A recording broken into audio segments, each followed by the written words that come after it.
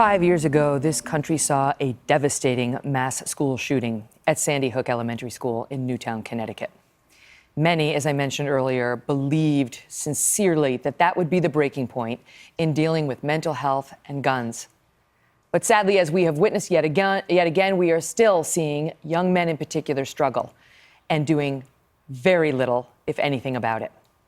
After Newtown, some of the families there formed Sandy Hook Promise, vowing to turn that tragedy into a moment of transformation. They made a PSA that has a chilling message. You have to watch this. Please watch this. I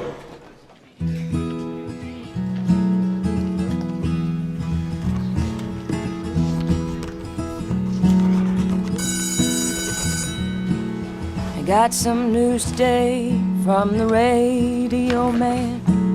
He spoke the words somber and as softly as he can. The world stood still and the sky opened up.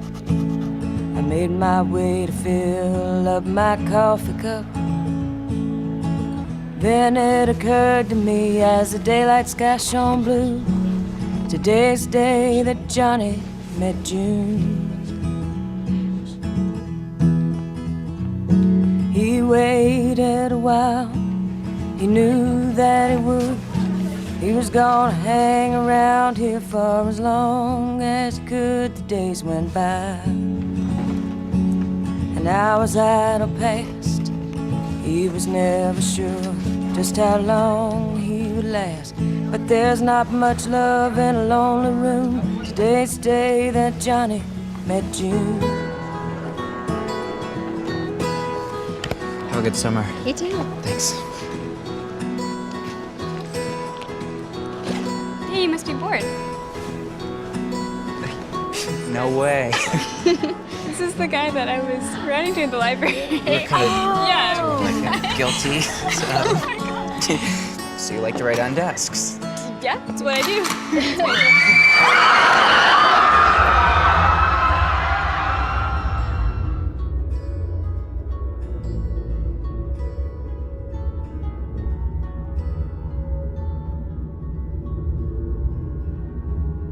Now we're starting over, it's the place that we are. You look more pretty underneath all the stars. Love is a burning thing.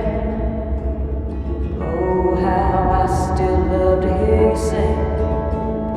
Oh, and everything we ever heard about heaven is true. Today's the day that Johnny met June. Today's the day that Johnny met June. It's powerful, right? We're continuing our discussion with psychologist Jennifer Hartstein and psychotherapist and family counselor Tom Kersting. Sandy Hook Promise is a great organization that doesn't focus. They're not anti-gun. They're anti-violence against our students and our kids, and they've been trying to draw attention to everything.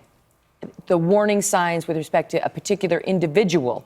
They're not just no guns. It's look at this kid and his focus on them. He was bullied. This is the kid in the Evan. In the Evan, if you want to see it on YouTube, it's called Evan.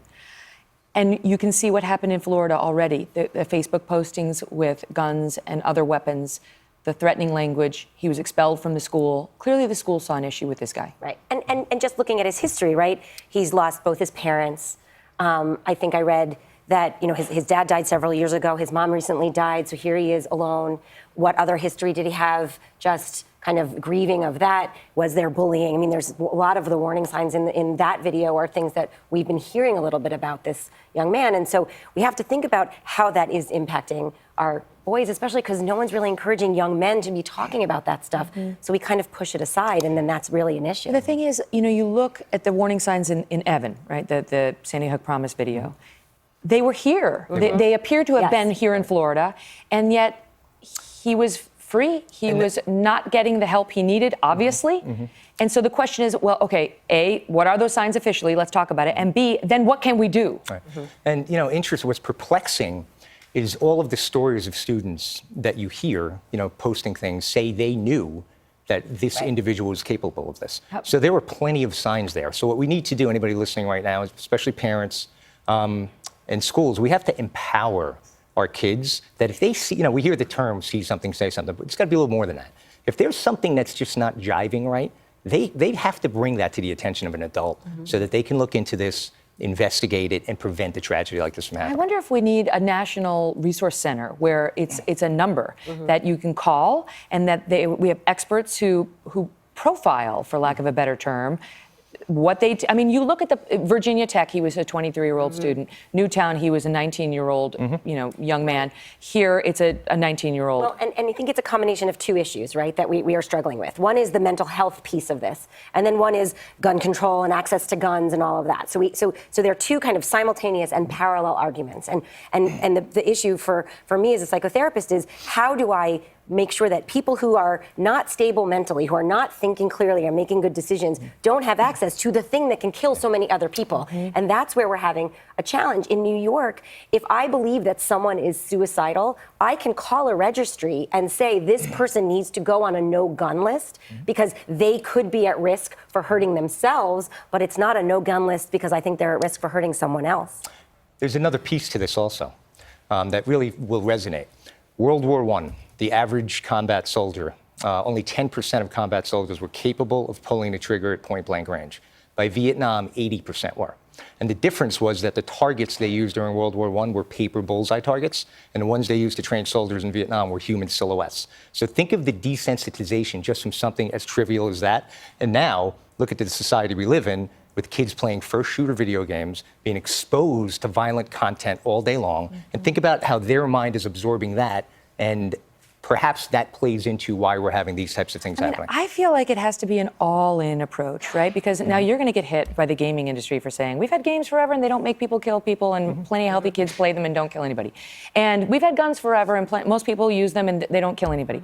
And mental health, mentally unwell people, most of them don't, and we get all that. Right. We get all that. All of that is true. Talking about a picture of somebody who all the evidence in raises a red flag. And if we don't get honest about what those red flags are, we're going to stay in the same position that we've been in. Right. Enough. I was at Fox News for 13 years. I understand very well how pro-Second Amendment people feel, how the NRA feels. It's not about blaming them. It's about getting them in on the problem. And the mental health, the ACLU on the other side. Yes, people have rights not to be involuntarily committed, not to have their rights taken away from them when they show signs of mental illness, of course. But can't we at least have a discussion about what the solutions are so we don't wind up with another 17 dead kids at another school next week? And don't our kids that we send to school every day have rights to be safe? Right. Don't they have the right to go to school and feel safe? Can I just say, today I'm told that in our audience who's been amazing, you guys, thank you for sitting with us in a show you probably weren't expecting to see. There is a woman named Valerie who, hi. Thank you. Is it Hi. true that you're a substitute teacher at this school in Florida? I substitute for Broward County, yes, including Douglas, and both of my boys graduated from Douglas. Did you know this shooter? No, Okay. no, I did not. We're, on pins and needles waiting to hear the names released. It's, Parkland is a fairly small town. Of the victims, you mean? Yeah, so chances are we'll recognize some of the names. The school's been great about drills. Yeah, they're wonderful. It's a very secure school. I honestly don't even understand how the shooter was able to get in. They do a great job locking the gates, and you have to go through the office for entry. It's a mystery to me how he was able to get on campus. He was young, right? So you look like you belong He would there. fit in, sure, yeah. And that's the thing. It's like, even if we spend all the money in the world making our schools into fortresses, there's going to be a way. Even if we ban every gun in the country, a killer will use a truck or will use something else, a bomb. And so we have to start having real, honest discussions about how to protect you and your colleagues and the children you teach. Thank you for being here today. Thank you, Megyn. And thank you both. Thank you. As well. We'll be right back.